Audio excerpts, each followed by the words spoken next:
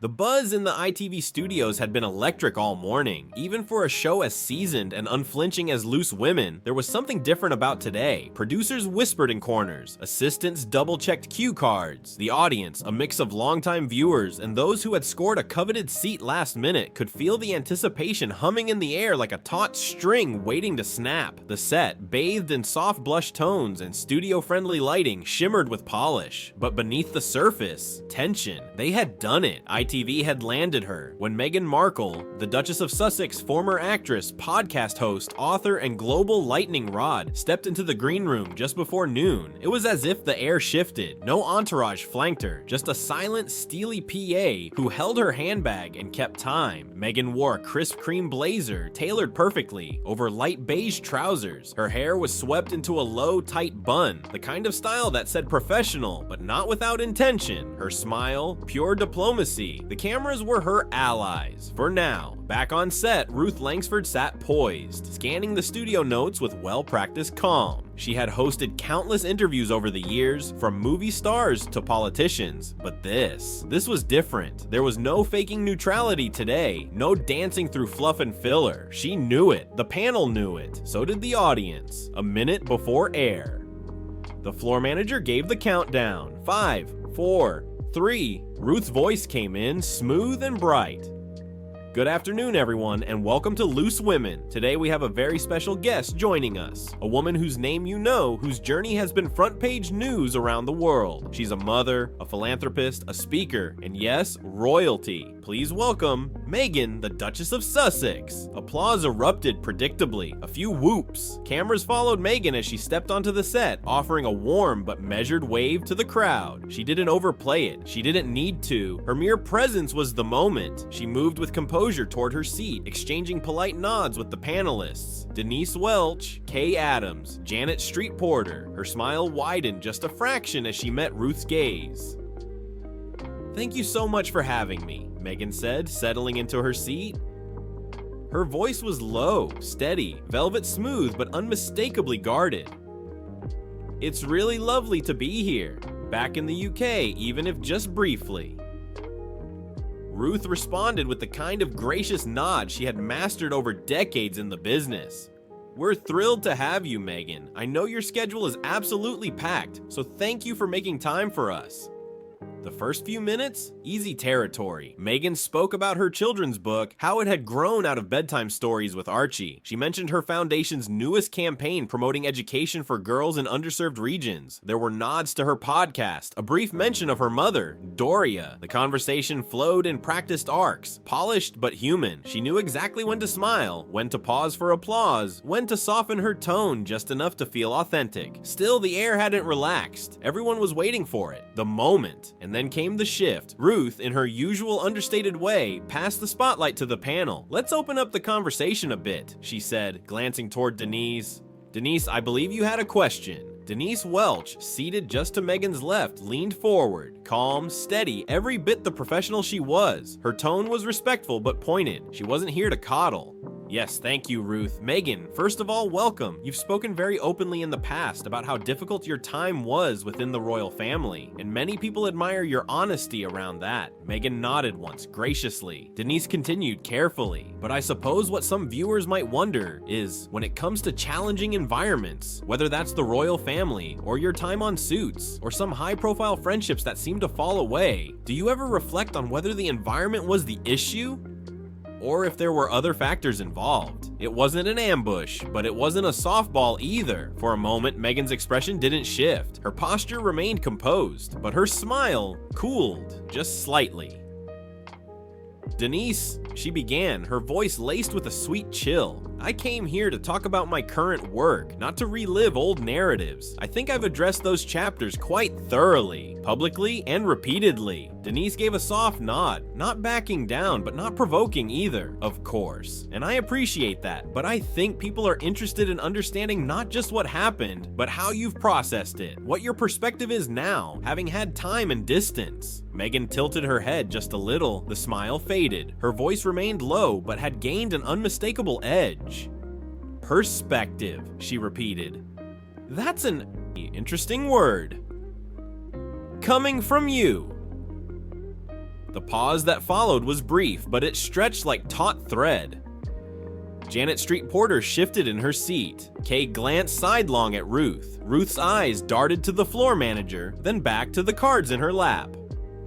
The moment was cracking, and that was just the beginning. The silence on set wasn't long, but it felt long. One of those silences where even the hum of the studio lights seems louder. Meghan's words hung in the air. That's an interesting word, coming from you.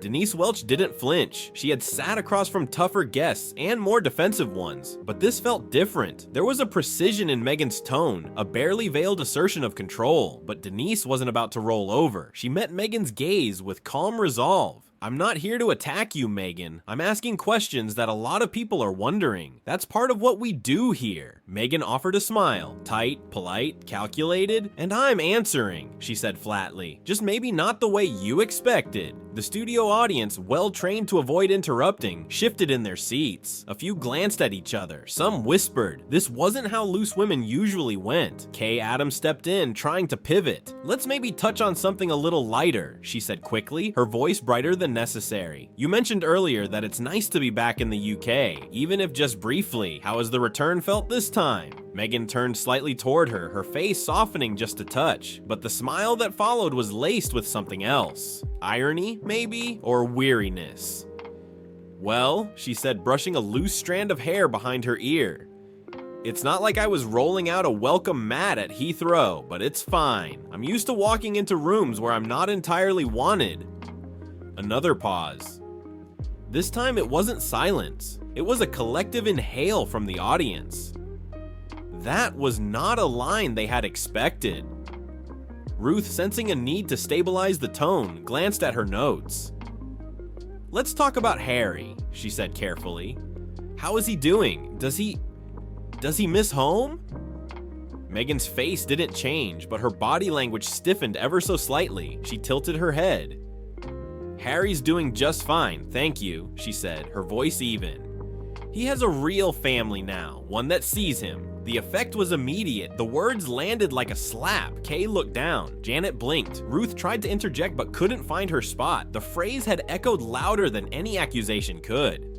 A real family now. Even viewers at home watching live would later post clips of that moment, slowed down, captioned, analyzed to pieces. But in the room, it felt raw, personal. Denise, her voice soft, leaned in again. Do you miss him being close with his brother? Meghan gave a short, dry laugh. You seem very invested in my husband's relationships, she said coolly. Do you ask all your guests about their in-laws or just the ones who married into royalty? It was sharp, not quite cruel, but very, very pointed. Denise held her ground. People care because you're visible, because you're symbolic in a way, of change, of tradition being challenged, of what? Meghan cut in. Of being publicly dissected, of being told how to behave, of being liked only when I smile and say what people want to hear. Ruth raised a hand gently. Maybe we take a breath. No, let her speak, Janet said, surprising everyone. We invited her here. Let her say it. Meghan turned to Janet briefly, then back to Denise. Her tone shifted, quieter now, but edged with steel.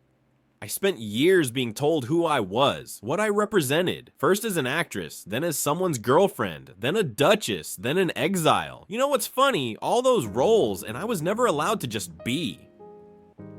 A hush fell. Kay looked toward the audience as if to check the temperature in the room. I didn't come here for a fight, Meghan continued. I came here to talk about work I believe in, projects that matter. But somehow the conversation always loops back, always to the pain, to the past. Denise nodded, because that's where people see the turning point. Meghan leaned back slightly, folding her hands. Then maybe they're looking in the wrong place. The floor manager signaled a commercial break was approaching. Ruth, holding her composure like a tightrope, smiled at the camera. We'll be right back after this. Stay with us. The lights dimmed. The jingle played, but no one moved. In that brief space between broadcast and behind the scenes, the tension didn't deflate. If anything, it thickened. Meghan didn't speak. She sat still, staring at the studio floor as a makeup assistant hovered nearby but didn't dare approach. Denise sipped her water slowly. Janet muttered something under her breath that made Kay raise an eyebrow. The break ended. The countdown came again. 5, 4,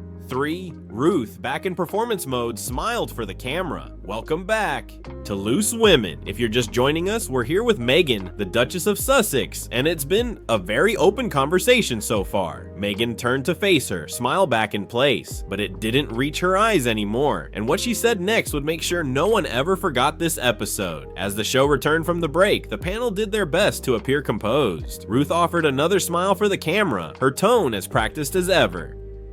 Well, we're back with Meghan, the Duchess of Sussex, and we've been having what I think we can all agree is an honest and layered conversation.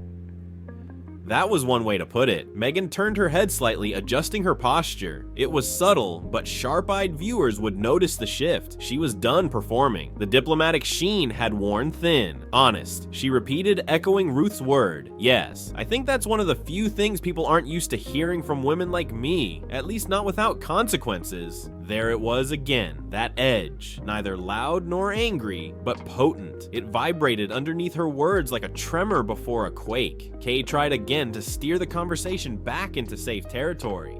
Meghan, your foundation's work has touched so many communities globally. Can you tell us a bit about the mentorship programs you're launching this year? Meghan nodded slowly. Of course. We're focusing on transitional education, particularly for young women who are aging out of foster care systems. It's about giving them the tools to own their narrative. That last part, own their narrative, wasn't just a statement, it was a challenge. But before the panel could follow up, Janet jumped in. You've talked a lot about control, Meghan, about people trying to tell your story for you. Do you think that started with the media, or was it something you noticed long before the royal family came into play?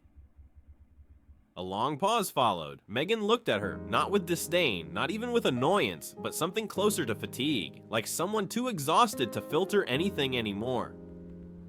You know what? She said, voice calm, almost too calm. It started long before the press, long before the crown. It started with people who smile to your face while dissecting you behind closed doors. People who claim to support you until you stop being convenient for them. No one interrupted. Meghan kept going. People love the idea of a woman finding her voice until she actually uses it. The words were measured, yet heavy. The studio grew very still. I've been called difficult, cold, manipulative, but never by anyone who actually knows me. Denise tilted her head, finally speaking. You know, Meghan, that's not unique to you. A lot of women in the public eye go through that. I'm not claiming it is, Meghan snapped, more sharply than intended. She closed her eyes for a second, catching herself. When she opened them, her tone softened, but only slightly. But when it happens to me, it gets global amplification. When I breathe the wrong way, it trends. Denise sat back slightly, eyebrows raised. I suppose what I struggle with, Denise said slowly, is that sometimes it feels like you're asking for empathy without extending any. There are women sitting at home right now, working class, single moms, frontline workers who don't have the platform you do, and when you say things like no one wanted me in the room or I have a real family now, it can sound dismissive, like you're holding pain as a currency when so many others never get to speak at all. The comment landed like a stone dropped in water. Meghan's gaze didn't drop, she held it firm. That's not fair, she said quietly. You don't know what I've given up. You don't know the trauma I've carried, the silence I endured for years, because I was told that was the dignified thing to do. No one's questioning that, Denise replied, her tone still measured. But pain doesn't make you immune to critique. None of us are. Then came the moment that would be screen captured, looped, dissected, and memed across the internet within minutes. Meghan leaned in slightly, not toward Denise, but toward the camera, and then she said it. The real problem isn't the tabloids, or the palace, or even the public. It's the people who claim to support women until those women stop smiling. The moment a woman refuses to be polite about her pain, suddenly she's a problem. But maybe that's what progress looks like. Maybe the problem is you. The words echoed across the studio. The audience gasped. Kay's mouth parted as if to speak, but no words came. Ruth stared at the camera, frozen for a heartbeat. Then quietly but deliberately, Meghan stood. She didn't say goodbye. She didn't look back. The scraping sound of her chair pushing back against the studio floor might as well have been a gunshot. Her cream blazer shifted in the studio lights as she walked off the stage. If you like this video, then subscribe.